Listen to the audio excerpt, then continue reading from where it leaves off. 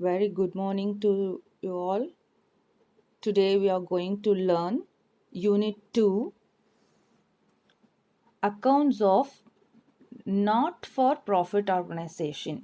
Unit 2 Accounts of Not for Profit Organization. So, what are the learning objectives of this chapter?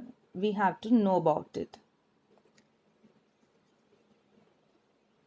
To understand the features of not for profit organization, understand the accounting treatment of items peculiar to not for profit organization, and preparation of final accounts of not for profit organization. So இந்த யூனிட்டை நம்ம படிக்கிறது மூலமாக நம்மளுக்கு இதுலேருந்து என்ன தெரியும் அப்படின்னா நாட் ஃபார் ப்ராஃபிட் ஆர்கனைசேஷன்னா என்ன, அதோட ஃபீச்சர்ஸ் என்ன, ஸோ அதோட அக்கௌண்டிங் ட்ரீட்மெண்ட்ஸ் என்ன, இதுதான் நம்ம இந்த சாப்டரில் பார்க்க போகிறோம். So first introduction. What is not for profit organization? So நம்ம ஆல்ரெடி பார்த்துருக்கோம், ஒரு பிஸ்னஸ் ஸ்டார்ட் பண்ணுறோம் அப்படின்னா with a motive to earn profit. To start a business, what is the main motive?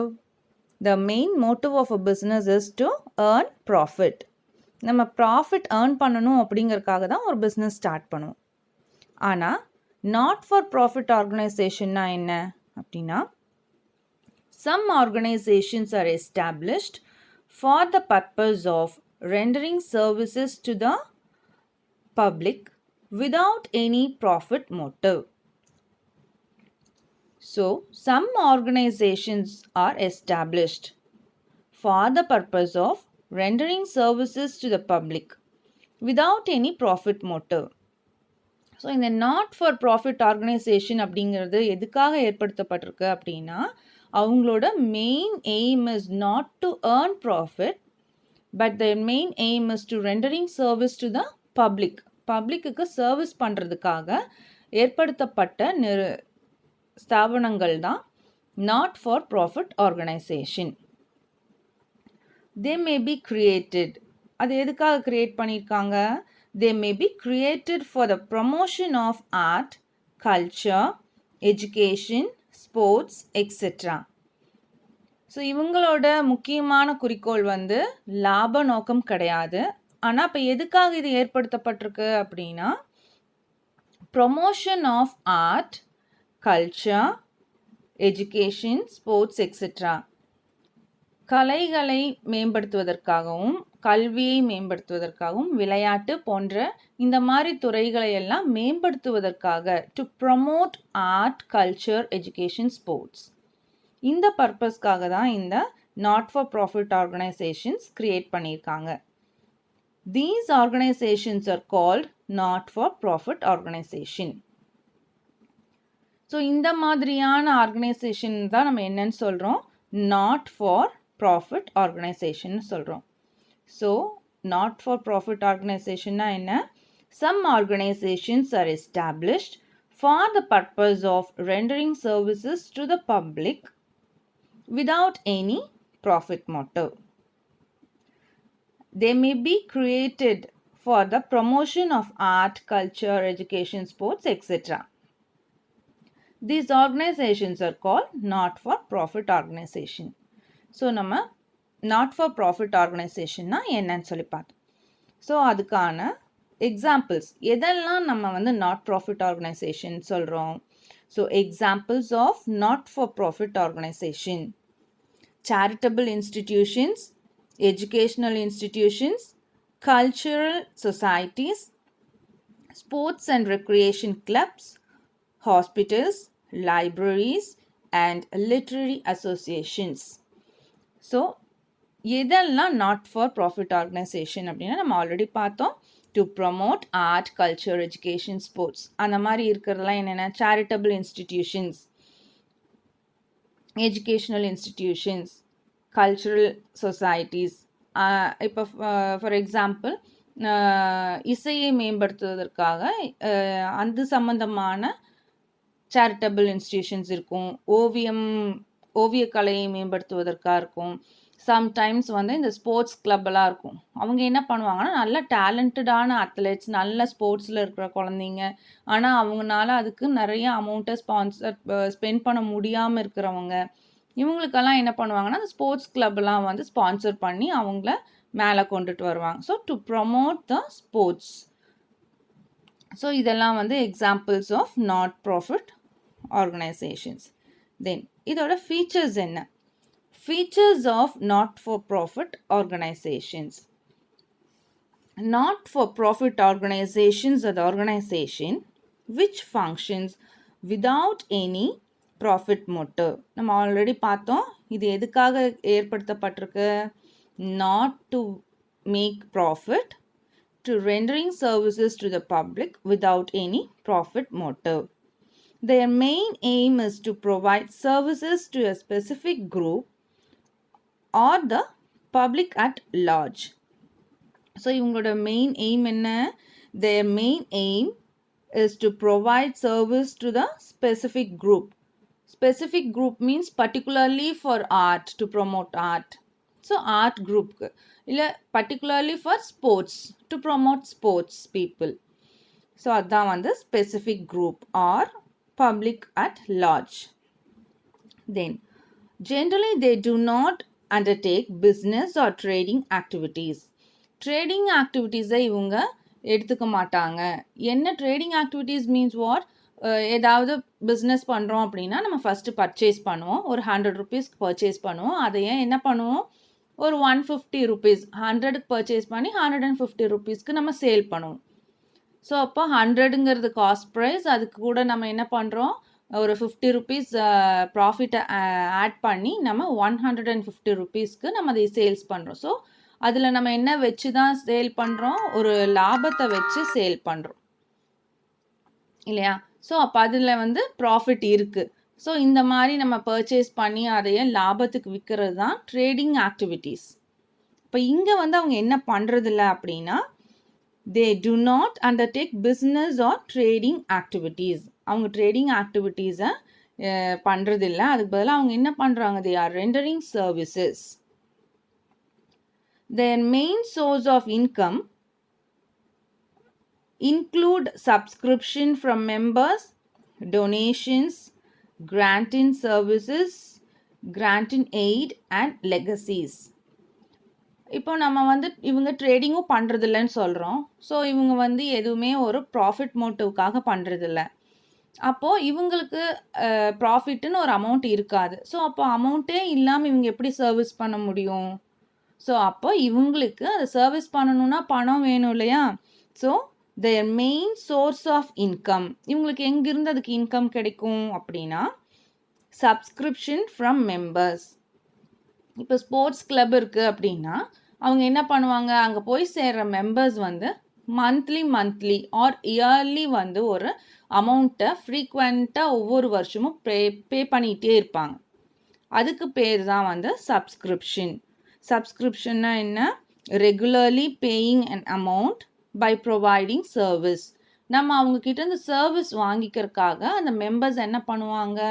அந்த கிளப்புக்கு, ஸ்போர்ட்ஸ் கிளப்புக்கு இயர்லி ஒரு அமௌண்ட்டை வந்து பே பண்ணிகிட்டே இருப்பாங்க. That amount is called subscription. Subscription from members. Donations, இப்போ பப்ளிக், ஜென்ரல் பப்ளிக்கில் இல்லை பெரிய பெரிய நல்ல பணக்காரங்க இருப்பாங்க. அவங்க என்ன பண்ணுவாங்க? ஏழை குழந்தைங்கள வந்து நம்ம எஜுகேஷன்லேயோ ஸ்போர்ட்ஸ்லேயோ ஆர்ட்லேயோ மேலே கொண்டுட்டு வரலான்னு சொல்லி இந்த மாதிரி நாட் ஃபார் ப்ராஃபிட் ஆர்கனைசேஷன்ஸ்க்கு அவங்க என்ன பண்ணுவாங்க? டொனேட் பண்ணுவாங்க அமௌண்ட்டு. ஸோ அந்த donation amount. Then grant in aid. So what is the meaning of grant in aid? Grant in aid means an amount received from government or an institution or particular sector. அதாவது amount received from government. இப்போ கவர்மெண்ட்டே வந்து இந்த மாதிரியான not for profit organisations இருக்குது அப்படின்னா அதை நடத்துறதுக்காக கவர்மெண்ட்டே சில கன்செஷன்ஸ், சப்சிடி அந்த மாதிரி நிறைய அமௌண்ட் வந்து கொடுப்பாங்க. அதுக்கு பேர் தான் வந்து கிராண்ட் இன் எய்ட். கவர்மெண்ட் கொடுக்குற அமௌண்ட்டுக்கு பேர் தான் என்ன? Grant in aid. And legacies. So what is the meaning of legacy? an amount of money received through will. அதாவது நம்ம ஆன்சஸ்டர்ஸ் நம்மளுக்கு வந்து எழுதி வச்சுருப்பாங்க இல்லையா அமௌண்ட்டு, அதாவது உயில் எழுதி வச்சுருப்பாங்க. நம்மளோட ஆன்சஸ்டர்ஸ் நம்மளுக்கு உயில் மூலமாக சில வருமானங்களை வந்து எழுதி வச்சுருப்பாங்க. ஸோ அந்த மாதிரி கிடைக்கிற அமௌண்ட், அதுக்கு பேர் தான் வந்து லெகசிஸ். ஸோ இந்த நான் ப்ராஃபிட் ஆர்கனைசேஷன்ஸ்க்கு எங்கிருந்து பணம் கிடைக்கும்? The main source of income. Source of income அதுக்கு என்ன? சப்ஸ்கிரிப்ஷன் ஃப்ரம் மெம்பர்ஸ் கிட்ட இருந்து ஆனுவலாகவோ மந்த்லியாவோ ரெகுலராக ஒரு அமௌண்ட்டை கலெக்ட் பண்ணுறதுக்கு பேர் subscription from members, donations, grant in aid and legacies. இதுதான் வந்து இந்த நான் ப்ராஃபிட் ஆர்கனைசேஷனுக்கு source of income. So features of not for profit organization. என்னென்ன features இருக்கு? Not for profit organizations are the organization which functions without any profit motive. The main aim is to provide service to a specific group or the public at large. Generally, they do not undertake business or trading activities. Their main source of income includes subscription from members, donations, grant in aid, and legacies. Okay, shall we move to the next topic? Final accounts. Even though இப்போ இவங்க வந்து ப்ராஃபிட்டை வந்து அவங்களோட main எய்மாக இல்லாட்டியும் கூட அவங்க என்ன பண்ணும்? They have to maintain accounts இல்லையா? அவங்கக்கிட்ட கேஷ் எவ்வளோ வந்து டொனேஷனாக எவ்வளோ வாங்கியிருக்காங்க, எவ்வளோ வந்து அந்த ஸ்போர்ட்ஸ் கிளப்காக அமௌண்ட் ஸ்பெண்ட் பண்ணியிருக்காங்க, ஸோ அவங்க கையில் எவ்வளோ அமௌண்ட் இருக்குது, அவங்கக்கிட்ட அந்த ஆர்கனைசேஷனில் எவ்வளோ அசட்ஸ் இருக்குது, எவ்வளோ லைபிலிட்டிஸ் இருக்குது, ஸோ இதையெல்லாம் அவங்க தெரிஞ்சுக்கணும் இல்லையா? ஸோ அதனால் அவங்க என்ன பண்ணுவாங்க அப்படின்னா, சில அக்கௌண்ட்ஸை வந்து அவங்க மெயின்டைன் பண்ணணும். எவ்வளோ கேஷை வாங்கியிருக்காங்க, cash received and cash payments and cash in hand, cash at bank, then assets of the organizations. இது எல்லாமே அவங்க தெரிஞ்சு வச்சுக்கணும் இல்லையா? அதனால அதுக்காக நம்ம என்ன பண்ணுவாங்க? Final accounts we have to prepare. So there are 3 steps in preparing final accounts. What are they? Final accounts are prepared by not-for-profit organizations. In that we are having 3 steps. First, we have to prepare receipt and payments account, income and expenditure account, and then balance sheet. Receipts and payments account மூலமா நம்ம என்ன தெரிஞ்சுக்குவோம்? எவ்வளோ actual cash receipt, actual cash payments எல்லாம் நம்ம தெரிஞ்சிட்டோன்னா தான் நம்மளுக்கு ஸ்டார்டிங்கில் நம்ம கையில் எவ்வளோ கேஷ் இருந்தது, opening cash balance, and at the end of the year how much we are having closing balance of cash, closing balance at bank, இதெல்லாம் வந்து நம்மளுக்கு தெரியும். Then income and expenditure account. Income and expenditure account மூலமாக நம்மளுக்கு என்ன தெரியும்? எவ்வளோ நம்மக்கிட்ட சர்ப்ளஸ் எவ்வளோ இருக்குது, நம்மக்கிட்ட எவ்வளோ டெஃபிசிட் இருக்குது அப்படிங்கிறது நம்மளுக்கு தெரியும். நம்ம ஆர்கனைசேஷன் வந்து எப்படி போயிட்டுருக்கு அப்படிங்கிற நிலமை வந்து இன்கம் அண்ட் எக்ஸ்பெண்டிச்சர் அக்கௌண்ட்டை ப்ரிப்பேர் பண்ணுறது மூலமாக தெரியும். Then balance sheet. So balance sheet மூலமாக நம்மளுக்கு என்ன தெரியும்? True and fair view of the financial position of the organisation. அதாவது அசட்ஸ் எவ்வளோ இருக்குது, லைபிலிட்டிஸ் எவ்வளோ இருக்குது, ஆஸ் ஆன் த டேட், அந்த பர்டிகுலர் டேட்டில் நம்மக்கிட்ட எவ்வளோ அசட்ஸு லைபிலிட்டிஸ் எல்லாம் இருக்குதுன்னு நம்ம தெரிஞ்சுக்குவோம். Then next step, preparation of receipts and payment account. So நம்ம ஆல்ரெடி பார்த்தோம் ஃபைனல் அக்கௌண்ட்ஸில் த்ரீ ஸ்டெப்ஸ் இருக்குது. ஃபர்ஸ்ட் ஸ்டெப் வந்து நம்ம என்ன ப்ரிப்பேர் பண்ணோம்? Receipts and payments account prepare பண்ணோம். ஸோ அதான் receipts and payments account. So receipts and payments account அப்படின்னா அதில் என்னென்ன இருக்கும்? It is a summary of cash and bank transactions. So நம்ம ரெசிப்ட்ஸ் அண்ட் பேமெண்ட் அக்கௌண்ட் போடும்போது நம்ம என்ன பண்ணுவோம் அப்படின்னா, ஓப்பனிங் கேஷ் பேலன்ஸ் நம்மக்கிட்ட எவ்வளோ இருக்குது, கையில் எவ்வளோ கேஷ் இருக்குது, பேங்க்கில் எவ்வளோ கேஷ் இருக்குது பிகினிங் ஆஃப் த இயரில், அதுக்கப்புறம் நம்ம எவ்வளோ கேஷை வந்து ரிசீவ் பண்ணோம், எவ்வளோ கேஷை வந்து பே பண்ணோம். இப்போ நம்ம ரிசீவ் பண்ண கேஷு, பேமெண்ட்டு இதெல்லாம் போக அட் எண்ட் ஆஃப் த இயரில் நம்ம கையில் எவ்வளோ கேஷ் இருக்குது, பேங்க்கில் எவ்வளோ கேஷ் இருக்குது. ஸோ இதை பார்க்குறது தான் என்னது? Receipts and payments account. It is a summary of cash and bank transactions. Then, it is a real account in nature. So நம்ம கோல்டன் ரூல்ஸ் பார்த்துருக்கோம். அதில் 3 ஹெட்டிங்ஸில் அக்கௌண்ட்டோட ஹெட்டிங் வந்து 3 பார்த்துருப்பீங்க. Personal, nominal and real. So அந்த 3 டைப்ஸ் ஆஃப் அக்கௌண்ட்ஸில் இது என்ன type அப்படின்னா it's a real account in nature. What is real அக்கௌண்ட்டில் நம்ம என்ன பண்ணுவோம்? Debit what comes in, credit what goes out. So என்ன உள்ளே வருதோ அதை டெபிட் பண்ணும், வெளியில் போகிறத கிரெடிட் பண்ணுவோம். Debit what comes in, credit what goes out. So அதுதான் நம்ம இங்கே பண்ண போகிறோம். எவ்வளோ கேஷ் உள்ளே வருதோ அது கேஷ் ரெசிப்ட் டெபிட் பண்ணுவோம். என்ன கேஷ் வெளியில் போகுதோ கேஷ் பேமெண்ட்ஸ் அதை வந்து கிரெடிட் பண்ணும். ஸோ உள்ளே வர்ற கேஷு, வெளியில் போகிற பேமெண்ட்ஸ், மீதி நம்ம கையில் எவ்வளோ இருக்குது அதுதான் கேல்குலேட் பண்ண போகிறோம். It is a real account in nature. It begins with opening balance of cash and bank and ends with closing balance of cash and bank. So இதை எப்படி ஸ்டார்ட் பண்ணுவாங்க? நம்ம கையில் at the beginning of the இயரில் cash எவ்வளோ இருக்குது, bank balance எவ்வளோ இருக்குது அதை ஓப்பன் பண்ணிக்குவோம். கடைசியில் நம்மளுக்கு என்ன தெரியும்? At the end closing balance of cash and bank, இது நம்மளுக்கு தெரியும். தென் என்ன பண்ணுவாங்க? கேஷ் ரெசிப்ட்ஸ் வந்து எங்கே காட்டுவாங்க?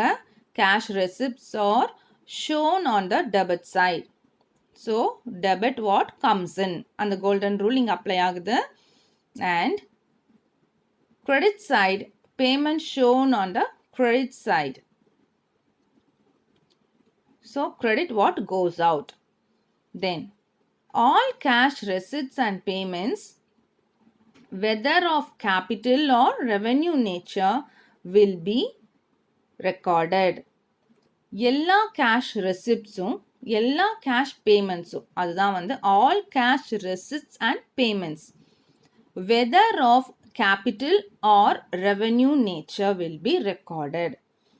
கேபிட்டல் நேச்சர்னா என்ன, ரெவென்யூ நேச்சர்னா என்ன அப்படின்னு சொல்லி நம்ம ஆல்ரெடி நம்ம படிச்சிருக்கோம். So what is capital, what is revenue?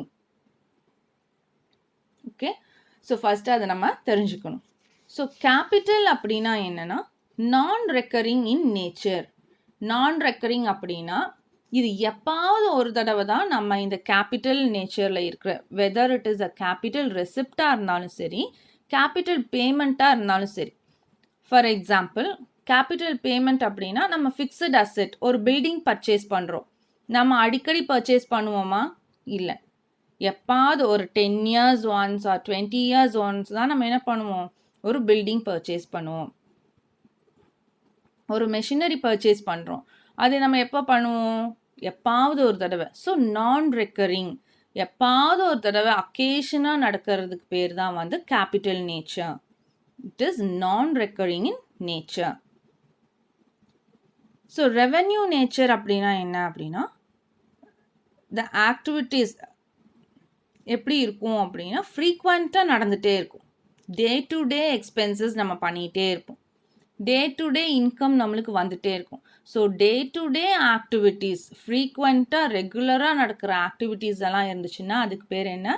Revenue nature. இது recurring, they are recurring in nature and include the payments of day-to-day expenses of the company. அதுக்கு பேர் ரெவென்யூ. ஸோ இங்கே நம்ம ரெசிப்ட்ஸ் அண்ட் பேமெண்ட்ஸ் அக்கௌண்ட்டில் என்னெல்லாம் நம்ம என்ட்ரு பண்ணுவோம் அப்படின்னா கேபிட்டல் நேச்சராக இருந்தாலும் நம்ம என்ட்ரு பண்ணுவோம், ரெவென்யூ நேச்சராக இருந்தாலும் என்ட்ரு பண்ணிக்குவோம். சரியா? பர்ச்சேஸ் ஆஃப் ஃபிக்ஸட் அசட்டையும் நம்ம என்ட்ரு பண்ணுவோம். At the same time salary paid, salary என்ன பண்ணுவோம்? மாதம் மாதம் பே பண்ணுவோம். ரெண்ட் பெய்டு, ரெண்ட் எப்படி பே பண்ணுவோம்? மாதம் மாதம் பே பண்ணுவோம். ஸோ இது ரெக்கரிங், அடிக்கடி நடக்கிற ரெவென்யூ ஐட்டம்ஸையும் நம்ம ரெக்கார்ட் பண்ணுவோம். எப்பாவது நடக்கிற கேபிட்டல் நேச்சராக இருக்கிற ஆக்டிவிட்டீஸையும் நம்ம ரெக்கார்ட் பண்ணுவோம். ஸோ அதான் ஃபர்ஸ்ட் பாயிண்ட். என்ன? All cash receipts and payments whether of capital nature or revenue nature will be recorded. இது என்ன நேச்சராக இருந்தாலும் நம்ம ரெக்கார்ட் பண்ணுவோம். Then next, irrespective of current year of the or the previous year or the subsequent year, transactions may be recorded. So இப்போது நம்ம பார்த்தோம் capital நேச்சராக இருந்தாலும் ரெக்கார்ட் பண்ணுவோம், ரெவென்யூ நேச்சராக இருந்தாலும் ரெக்கார்ட் பண்ணுவோம். அதே மாதிரி இப்போது நம்ம வந்து ஒரு அக்கௌண்ட் போடுறோம் அப்படின்னா நம்ம என்ன பண்ணுவோம், ஃபினான்ஷியல் இயர் எடுத்துக்குவோம். ஃபினான்ஷியல் இயர் எப்போ ஸ்டார்ட் ஆகுது, 1st April to 31st March முடியுது இல்லையா? இதுதான் நம்மளோட அக்கௌண்டிங் இயர். அக்கௌண்டிங் இயர் என்ன, 1st April to 31st March. அப்போ அந்த வருஷத்தில் நடக்கக்கூடிய பர்டிகுலராக அந்த வருஷத்தில் நடக்கக்கூடிய டிரான்சாக்ஷன்ஸ் மட்டும்தான் நம்ம அங்கே என்ட்ரு பண்ணுவோம் இல்லையா? ஆனால் இப்போ இங்கே இந்த ரெசிப்ட்ஸ் அண்ட் பேமெண்ட்ஸ் அக்கௌண்ட்டில் நம்ம எப்படி என்ட்ரு பண்ணுவோம்னா, ப்ரீவியஸ் இயரில் நடந்திருந்தாலும் அதையும் என்ட்ரு பண்ணுவோம், இந்த வருஷம் நடந்திருந்தாலும் அந்த ஆக்டிவிட்டீஸையும் நம்ம என்ட்ரு பண்ணுவோம், அடுத்த வருஷம் நடக்க போகுது அப்படின்னா அதையும் வந்து என்ட்ரு பண்ணுவோம். அதான் சொல்கிறாங்க, irrespective ஆஃப் கரண்ட் இயராக இருந்தாலும் சரி, ப்ரீவியஸ் இயர் போன வருஷமாக இருந்தாலும் சரி, சப்சிக்வெண்ட் இயர் அடுத்த வருஷத்தோட தான் இருந்தாலும் சரி, நம்ம 3 வருஷத்தோட டேட்டாஸையும் நம்ம என்ன பண்ணுவோம், ரெக்கார்ட் பண்ணுவோம். ஃபஸ்ட்டு என்ன பார்த்தோம், கேபிட்டல் நேச்சராக இருந்தாலும் ரெக்கார்ட் பண்ணுவோம், ரெவென்யூ நேச்சராக இருந்தாலும் ரெக்கார்ட் பண்ணுவோம். தென் இது வந்து இயரை பொறுத்த வரைக்கும், பீரியடை பொறுத்த வரைக்கும் current year, previous year, subsequent year 3 வருஷத்தில் நடந்த டிரான்சாக்ஷன்ஸையும் நம்ம என்ட்ரு பண்ணுவோம். Then last, it is a main point we have to keep it in mind while preparing receipts and payment account. நம்ம இது வந்து முக்கியமாக ஞாபகம் வச்சுக்கணும். என்னன்னா, இந்த ரெசிப்ட்ஸ் அண்ட் பேமெண்ட் அக்கௌண்ட் வந்து எப்படி இருக்கும்னா, actual receipts and actual payments. Actual ரெசிப்ட்னா என்ன, ஆக்சுவலாக நம்ம கையில் வாங்கியிருக்கணும் பணத்தை, ஆக்சுவலாக நம்ம பேக்கெட்லேருந்து எடுத்து பணத்தை கொடுத்துருக்கணும். அப்போ தான் அந்த மாதிரியான டிரான்சாக்ஷன்ஸை தான் நம்ம இதில் என்டர் பண்ணணும். மற்ற டிரான்சாக்ஷன்ஸை வந்து இதில் என்டரே பண்ணக்கூடாது. அதாவது மற்ற டிரான்சாக்ஷன்ஸ்னால் என்னென்னா, நான் கேஷ் ஐட்டம்ஸை வந்து நம்ம இதில் ரெக்கார்டே பண்ணக்கூடாது. ஸோ எதெல்லாம் நான் cash items, for example salary paid அப்படின்னா என்னென்னா, நம்ம சேலரி கொடுத்துருக்குறோம், இல்லை சேலரி ரிசீவ்டுனா நம்ம வேலை செஞ்சோம், அதுக்கு நம்ம கையில் சேலரி கொடுத்துருப்பாங்க. ஆனால் salary yet to be paid அப்படிங்கிறத என்டர் பண்ணக்கூடாது. எட் டு பி பெய்டு அப்படின்னா என்ன, நம்ம கொடுக்க போகிறோம் ஆனால் இன்னும் கொடுக்கல. ஸோ இது வந்து என்ன அப்படின்னா, இதில் கேஷே இன்வால்வ் ஆகலை. Salary yet to be paid, இல்லை நம்மளுக்கு வந்து salary yet to be receive, நம்மளுக்கு சேலரி வரணும். இப்போ மார்ச் மந்த் நம்ம வேலை செஞ்சு முடிச்சிட்டோம், அவங்க வந்து ஏப்ரல் 1 நம்மளுக்கு சம்பளம் போட்டிருக்கணும், சம்பளம் வரும்னு சொல்லி எதிர்பார்த்துட்ருக்கோம், ஆனால் இன்னும் நம்ம கையில் வாங்கலை. ஸோ இது என்ன, நான் கேஷ் ஐட்டம். அப்புறம் டெப்ரிசியேஷன் எடுத்துக்கோங்க. டெப்ரிசியேஷன் அப்படிங்கிறது ஒரு அசட்டில் நம்ம decrease in the value of asset, நம்ம வந்து டிக்ரிமெண்ட் ஆகுது, அதை வந்து டெப்ரிசியேஷன் சொல்லி பிஎன்எல் அக்கௌண்ட்டில் நம்ம எழுதுவோம். இப்போ அதில் வந்து கேஷ் இன்வால்வ் ஆகிருக்கானா இல்லை. ஸோ இதெல்லாம் வந்து நான் கேஷ் ஐட்டம்ஸ். அதை வந்து நம்ம என்ன பண்ணக்கூடாது, நான் கேஷ் ஐட்டம்ஸை வந்து எடுக்கவே கூடாது. Non cash items such as depreciation, outstanding expenses, அதான் salary yet to be paid, rent yet to be received, இதெல்லாம் வந்து அவுட்ஸ்டாண்டிங், இன்னும் நம்மளுக்கு அந்த எக்ஸ்பென்சஸ் நடக்கலை. And accrued income. Accrued income means what? Salary yet to be received, வரவேண்டிய வருமானங்கள். accrued incomeனா நம்மளுக்கு இன்னும் வரவேண்டிய வருமானங்கள். outstanding expensesனா நம்ம இன்னும் செய்யாத செலவுகள். சரியா? ஸோ இந்த மாதிரி நான் கேஷ் ஐட்டம்ஸ் எல்லாம் நம்ம இங்கே ரெசிப்ட்ஸ் அண்ட் பேமெண்ட்ஸில் கண்டிப்பாக எழுதவே கூடாது. ஸோ இதெல்லாம் தான் இப்போ நம்ம பார்த்துருக்கோம். ரெசிப்ட்ஸ் அண்ட் பேமெண்ட்ஸோட நேச்சர் என்ன? It is a summary of cash and bank transactions. It is a real account in nature. It begins with opening balance of cash in bank and end with closing balance of cash and bank. Cash receipts are shown on the debit side and cash payments are shown on the credit side. All cash receipts and payments, whether it is a capital nature or revenue nature, will be recorded. Irrespective of current year, previous year or subsequent year, transactions may be recorded. Non-cash items such as depreciation, outstanding expenses, and accrued income are not shown in the receipts and payment account. Is it understand? Is it clear? Shall we move to the steps in preparation of receipts and payments account? Okay. So, நம்ம receipts and payment accountல என்னென்ன steps இருக்கு? இப்போ first step அதில் என்ன prepare பண்ணோம்? Record the opening balance of cash in hand and favorable bank balance on the debit side and bank overdraft we should write in the credit side. So நம்ம வந்து cash balance எப்போவுமே கேஷுங்கிறது என்ன ஒரு அசட்டோட opening balance எப்போவுமே நம்ம எங்கே எழுதுவோம் debit சைடில் டு பேலன்ஸ் ப்ராட் டவுன் எழுதுவோம். ஸோ நம்ம அப்படி தான் இதை ஸ்டார்ட் பண்ண போகிறோம். ரெசிட் சைடு வந்து to balance brought down, opening cash balance எழுதுவோம். பேங்க்லேயும் பேலன்ஸ் எவ்வளோ இருக்குது அப்படின்னு சொல்லிட்டு கேஷ் அட் பேங்க்கும் எழுதுவோம். சப்போஸ் பேங்க்கில் வந்து ஓவர் டிராஃப்டாக இருந்துச்சு, அன்ஃபேவரபிள் பேலன்ஸாக இருந்துச்சு அப்படின்னா நம்ம அதை எங்கே எழுதுவோம்னா கிரெடிட் சைடு எழுதுவோம். By balance brought down cash at பேங்க்னு சொல்லி கிரெடிட் சைடு எழுதுவோம். தென் cash receipts during the year recorded on the debit side, cash payments during the year are recorded on the credit side. So actual cash receipts எல்லாம் நம்ம receipt sideல எழுதுவோம், cash payments எல்லாம் payment side எழுதுவோம். Then no distinction need to be made between revenue and capital items. Similarly, no distinction need between current period, previous period or for future period. நம்ம இது already பார்த்துருக்கோம். Capital நேச்சராக இருந்தாலும் என்ட்ரு பண்ணுவோம், revenue நேச்சராக இருந்தாலும் என்ட்ரு பண்ணுவோம். And periods are doesn't matter whether it is current year, previous year or future. Okay, so these 3 steps to be followed. Then next step, if debit side is more than the credit side. சரியா, debit side வந்து அதிகமாக இருக்குது, credit side வந்து கம்மியாக இருக்குது. Okay, debit side is more than the credit side. Debit side அதிகமாக இருக்குது, credit side கம்மியாக இருக்குது அப்படின்னா நம்மளுக்கு இருக்கிற balancing figure will be appear on the credit side. It represents the closing balance of cash or bank balance. சரியா, cash R bank balance. Debit side அதிகமாகவும் credit side கம்மியாகவும் இருந்துச்சுன்னா என்ன அர்த்தம் அப்படின்னா நம்மளுக்கு கிரெடிட் சைடு தான் நம்ம பேலன்ஸ் எழுத போகிறோம். அதுதான் வந்து closing balance of cash and closing balance of bank. If the total of the credit side is more than the debit side, then the balancing figure will be appear on the debit சைடில் ஒரு balance வருது அப்படின்னா அது வந்து பேங்க்கில் இருக்கிற over draft.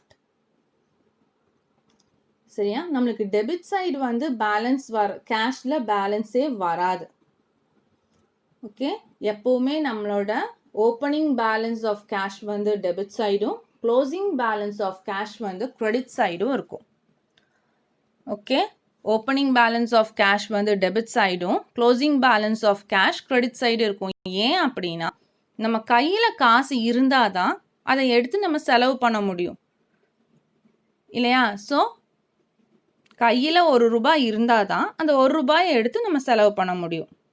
So cash availability வந்து debit சைடும், கேஷ் பேமெண்ட்ஸ் வந்து கிரெடிட் சைடும் இருக்கும். அதனால் எப்போவுமே கேஷ் புக்கை பொறுத்த வரைக்கும் டெபிட் சைடு பேலன்ஸே வராது. நம்ம இல்லாத காசை கொடுக்க முடியாது இல்லையா, அதனால் எப்போவுமே டெபிட் சைடு பேலன்ஸே வராது. ஆனால் பேங்க்கில் ஓவர் டிராஃப்ட் வரக்கு சான்சஸ் இருக்குது.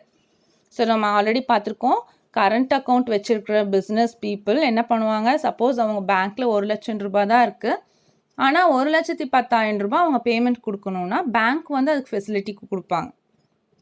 நம்ம கையில் ₹1,00,000 தான் பேங்க்கில் இருக்குது, ஆனால் நம்ம என்ன பண்ண முடியும், 1,10,000 வந்து பேங்க்கில் போய் நம்ம கேட்டு வாங்க முடியும். அந்த 10,000க்கு பேர் என்ன, நம்ம ஆல்ரெடி பார்த்துருக்கோம், அதுக்கு பேர் overdraft. So debit side balance வந்தால் it is called bank overdraft. Okay, so நம்ம இப்போ பார்த்தாச்சு. என்னென்ன பார்த்துருக்கோம், நம்ம ரீகால் பண்ணிக்கலாமா? First introduction பார்த்தோம். Introduction, what is the meaning of not-for-profit organization? Then examples for non-profit organization, then features of non-profit organization, and final accounts. Then what is the meaning of receipts and payments account? Then steps in preparation of receipts and payment account. Then at last we are finally coming to the format of receipts and payment account. So first இதுக்கு format என்ன அப்படின்னு பார்த்துக்கலாம். First இதோட heading எழுதணும். இந்த books of யாரோட புக்கில் and for the year ended 31st March or 31st December year ended போட்டுக்கணும். போட்டுட்டு நம்ம 2 சைட் போடணும். டெபிட் சைடு வந்து receipts account and credit side payment account. Debit side receipt account, credit side payments. Okay, so first நம்ம already பார்த்துட்டோம். receipt account ஓட ஸ்டார்டிங்கில் என்ன வரும்? to balance brought down. நம்ம இப்போ debit side items மட்டும் பார்க்கலாம். ஓகே, debit side items மட்டும் பாருங்க. to balance brought down, opening cash in hand. beginning of the yearல நம்ம கையில் எவ்வளோ இருக்குது, opening cash in hand and cash at bank balance எழுதிக்கணும். அதுக்கப்புறம் ரெவென்யூ ரெசிப்ட் என்னெல்லாம் இருக்குது, கேபிட்டல் ரெசிப்ட் என்னெல்லாம் இருக்குது. ஸோ நம்ம ஆல்ரெடி பார்த்துருக்கோம். நம்ம whether it is a capital nature or revenue nature we can enter into the receipts and payment account. So revenue நேச்சர்லாம் என்னென்ன? ரெவென்யூ ரெசிப்ட்ஸ் டு சப்ஸ்கிரிப்ஷன்னா என்னென்னு ஆல்ரெடி பார்த்தோம். Regularly receiving an amount by providing services. So members கிட்ட இருந்து நம்ம என்ன பண்ணுவோம், வருஷம் அந்த கிளப் வந்து ஒரு அமௌண்ட்டை கலெக்ட் பண்ணுவாங்க. அவங்க பண்ணுற சர்வீஸ்க்காக ரெகுலராக ஒரு அமௌண்ட்டை மெம்பர்ஸ் கிட்டேருந்து கலெக்ட் பண்ணுவாங்க. அதுக்கு பேர் சப்ஸ்கிரிப்ஷன். டு என்ட்ரன்ஸ் ஃபீஸ், அந்த கிளப்புக்குள்ளே சேர்றதுக்காக மெம்பர்ஸ் கிட்டேருந்து என்ன பண்ணுவாங்க, என்ட்ரன்ஸ் ஃபீஸ் கலெக்ட் பண்ணுவாங்க. தென் ஜென்ரல் டொனேஷன்ஸ், பப்ளிக் கிட்டேருந்து வர donations. Then to sale of old newspapers, suppose வந்து நியூஸ் பேப்பர்ஸ் எல்லாம் இருந்ததுன்னா அதையே சேல் பண்ணுறது மூலமாக கிடைக்கிற அமௌண்ட். இது எல்லாமே வந்து ரெக்கரிங்காக நடக்கிறதுனால it comes under revenue receipt. Okay, then capital receipts. Capital ரெசிப்ட்ஸ்னால் என்ன? Capital receipts are non recurring in நேச்சர்னு பார்த்துருக்கோம். அதாவது எப்பாவது தான் நடக்கும், இது அடிக்கடி நடக்காது. they occur occasionally and provide benefit for a long period of time. ஒரு பில்டிங் வாங்கணும் அப்படின்னா அதுலேருந்து நம்ம என்ன பண்ணுவோம், அந்த பெனிஃபிட்டை லைஃப் லாங் அதையே நம்ம அனுபவிச்சுட்டே இருப்போம். they occur occasionally and provide benefit for a long period of time. For example, purchase of building, purchase of machinery. இதெல்லாம் வந்து கேபிட்டல் பேமெண்ட்ஸ். கேபிட்டல் ரெசிப்ட்ஸ்னா என்ன அப்படின்னா சேல் ஆஃப் ஃபிக்ஸட் அசெட். ஒரு ஃபிக்ஸட் அசெட்டை சேல் பண்ணுறோம், ஒரு பில்டிங்கை சேல் பண்ணுறோம், இதெல்லாம் வந்து கேபிட்டல் ரெசிப்ட்ஸ். ஸோ என்னென்ன capital receipts? Life membership fees collect பண்ணுறது, donation for a specific purpose, லெகசிஸ்னால் நம்ம ஆல்ரெடி பார்த்தோம் என்ன, and amount of money receive through will. நம்மளோட ஆன்சஸ்டர்ஸ் வந்து உயில் எழுதி வச்சுருந்தாங்கன்னா அதுக்கு பேர் legacies. Then endowment fund. endowment fund அப்படின்னா ஒரு அமௌண்ட்டை வந்து இன்வெஸ்ட்மெண்ட்டாக வச்சுட்டு அதில் இருந்த அமௌண்ட்டை எடுத்து நம்ம யூஸ் பண்ணுறது. consistent withdrawals from invested capital. நம்ம ஒரு அமௌண்ட்டை வந்து இன்வெஸ்ட் பண்ணிவிட்டு அந்த இன்வெஸ்ட் பண்ண கேபிட்டல்லேருந்து நம்ம அமௌண்ட்டை வித்ட்ரா பண்ணி யூஸ் பண்ணுறது தான் endowment fund. Then to sale of fixed assets. Fixed அசெட்டை சேல் பண்ணால் நம்மளுக்கு அதிலிருந்து ஒரு அமௌண்ட் கிடைக்கும் இல்லையா, அதுக்கு தான் பேர் சேல் ஆஃப் ஃபிக்ஸட் அசெட்ஸ். இதெல்லாம் கேபிட்டல் இன் நேச்சர், எப்பாவது நடக்கும். ஸோ இதெல்லாம் ரெசிப்ட் ஐட்டம்ஸ்.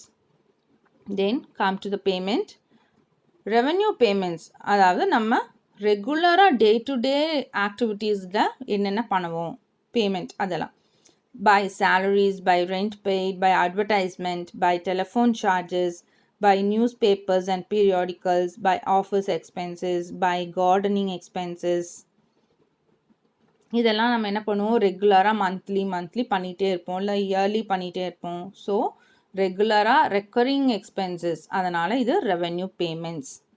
தென் கேபிட்டல் பேமெண்ட்ஸ் என்னென்ன, நம்ம எதுக்கெல்லாம் பே பண்ணுவோம், நம்ம ஆல்ரெடி சொன்னோம், ஃபிக்ஸ்டு அசெட் பர்ச்சேஸ் பண்ணணும்னா பே பண்ணுவோம், அக்கேஷ்னலாக தான் பே பண்ணுவோம். So it comes under capital payments.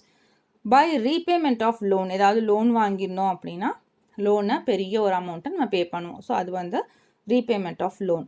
So debit side பார்த்தீங்கன்னா என்னென்னலாம் இருக்குது, டெபிட் சைடு வந்து revenue first opening cash balance, bank balance, அப்புறம் ரெவென்யூ ரெசிப்ட்ஸ், அப்புறம் கேபிட்டல் ரெசிப்ட்ஸ் பார்த்தோம்.